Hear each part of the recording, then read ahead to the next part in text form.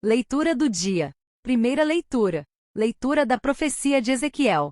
Assim diz o Senhor: vós andais dizendo: a conduta do Senhor não é correta. Ouvi, vós da casa de Israel: é a minha conduta que não é correta. Ou antes é a vossa conduta que não é correta? Quando um justo se desvia da justiça, pratica o mal e morre, é por causa do mal praticado que ele morre. Quando um ímpio se arrepende da maldade que praticou, e observa o direito e a justiça, conserva a própria vida, arrependendo-se de todos os seus pecados, com certeza viverá, não morrerá. Segunda leitura. Leitura da carta de São Paulo aos Filipenses. Irmãos, se existe consolação na vida em Cristo, se existe alento no mútuo amor, se existe comunhão no Espírito, se existe ternura e compaixão, tornai então completa a minha alegria.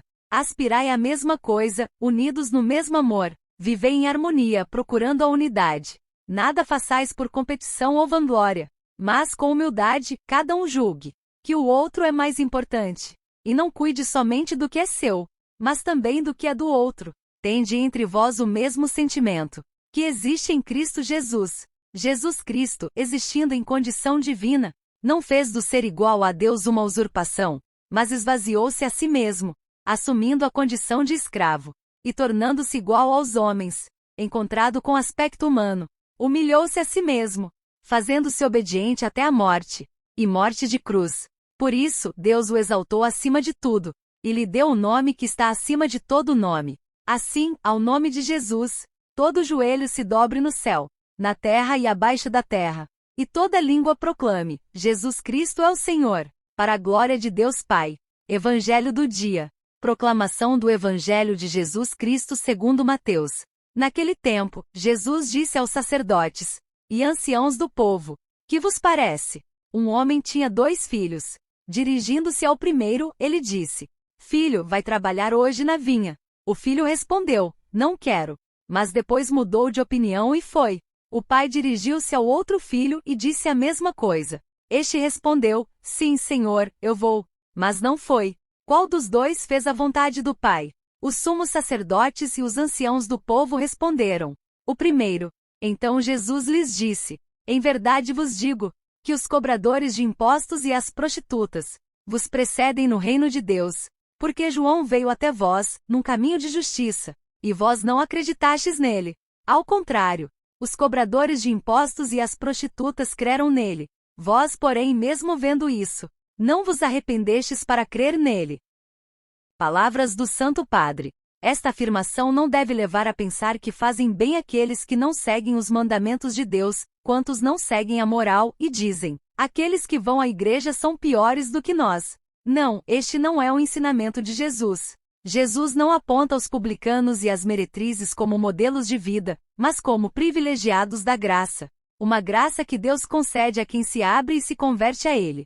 De fato, aquelas pessoas, ouvindo a sua pregação, arrependeram-se e mudaram de vida. No Evangelho de hoje, aquele que causa melhor impressão é o primeiro irmão, não por ter dito não ao seu pai, mas porque depois do não se converteu ao sim, arrependeu-se. Deus é paciente com cada um de nós, não se cansa, não desiste depois do nosso não, também nos deixa livres de nos distanciarmos dele e cometer erros.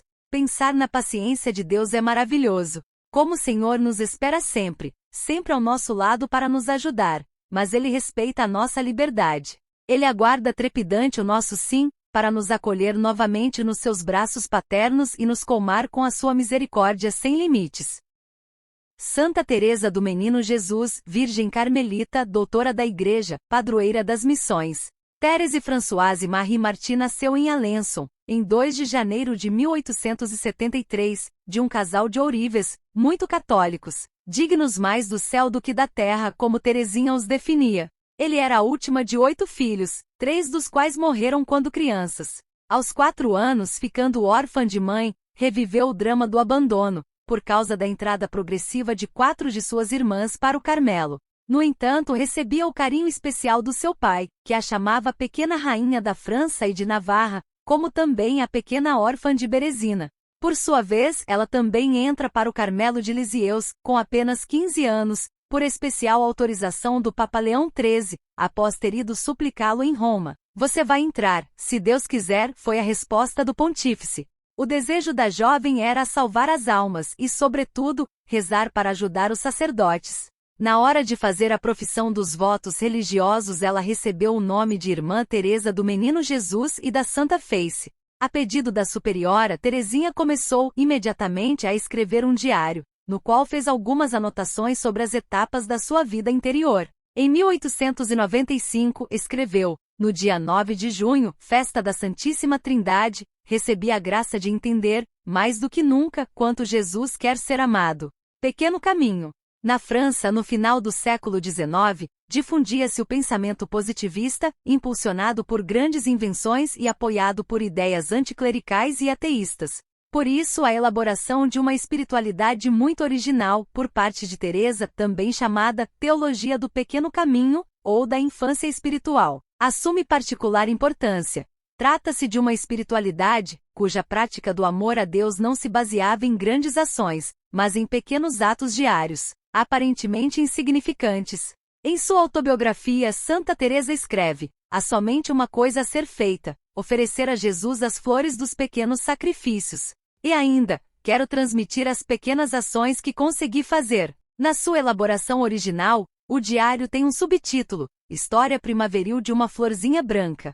No entanto, sob um aparente romanticismo, se oculta, na verdade, um caminho árduo rumo à santidade, marcado por uma forte resposta ao amor de Deus pelo homem.